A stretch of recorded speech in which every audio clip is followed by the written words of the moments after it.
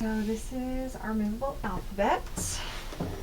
And most likely you'll need to do just a basic introduction for the movable alphabet just to show a child what it is, because this will be the first time that they're actually introduced to it. So before you try to do anything with it, you just want to make sure that they recognize all of the letters. So you'll go through, what sound does this make? What sound does this make? What sound does this make?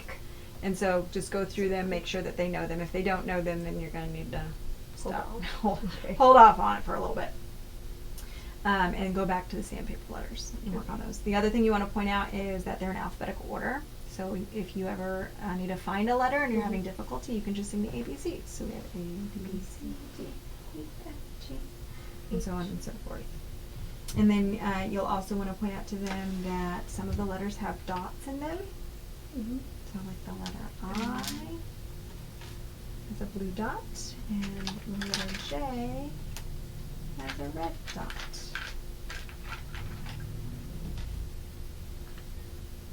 So, and you can do basically a 3-period lesson with some of them and ask them to find sorts of letters in there. I feel like those dots are really... They are. They go to a different set, it looks like. Because there's also other thinner ones in there too. Oh yeah. Weird. I thought maybe they were just like double glued together or something, but I don't know. Okay, so make sure that they have been introduced to this and that all the letters are in the right spot.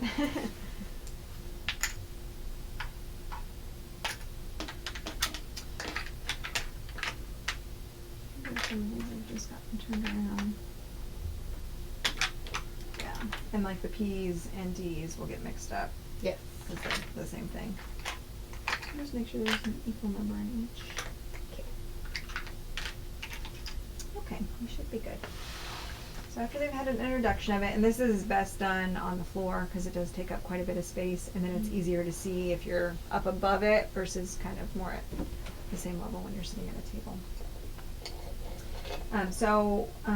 You're going to introduce CVCs with these, and I like to focus on a specific vowel sound. So typically we introduce A first in our sequence, so I'll try to start with that. I'll mix them all together so that makes it nice and difficult for me. Ram.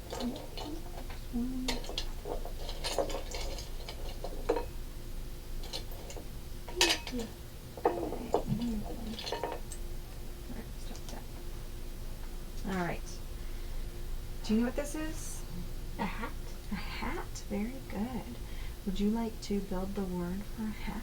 Okay, very good. What is the first sound that you hear in hat? Very good. Can you find the letter that makes the sound H.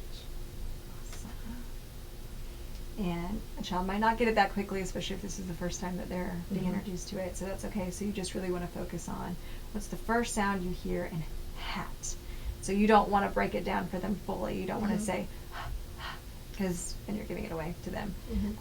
So really just focusing on saying the full word, but emphasizing the letter sound that you want them to be focusing on. All right, what is the second sound that you hear in the word at? At. At. Very good.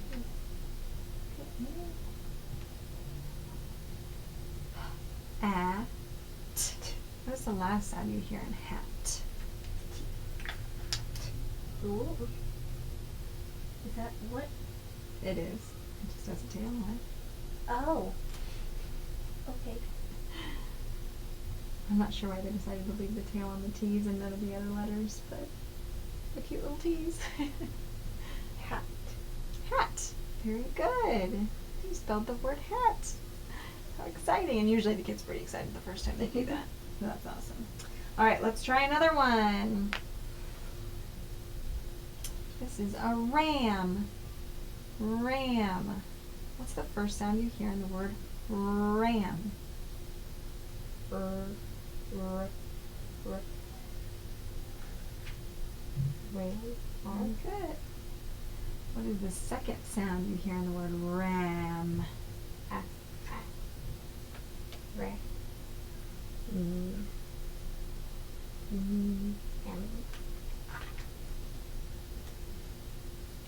What did you spell? Ram. Awesome job. All right, let's try one more. This is a pan.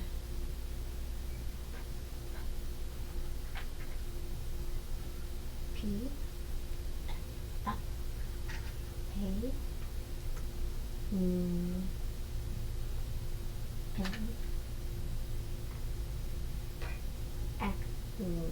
Pan.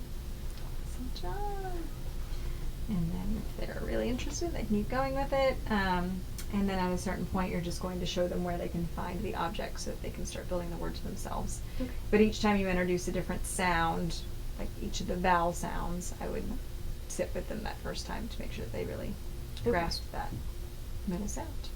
Cool.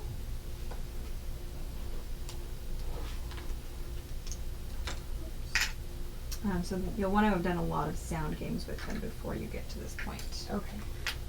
And then of course working with sandpaper letters, make sure they recognize all of those. Where is...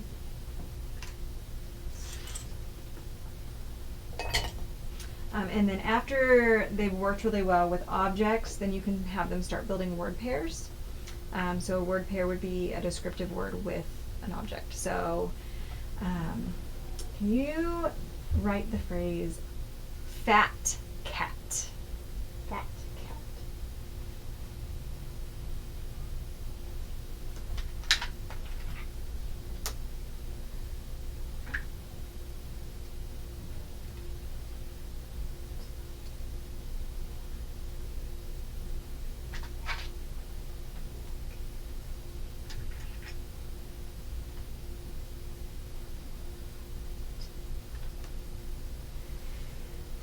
Bless you.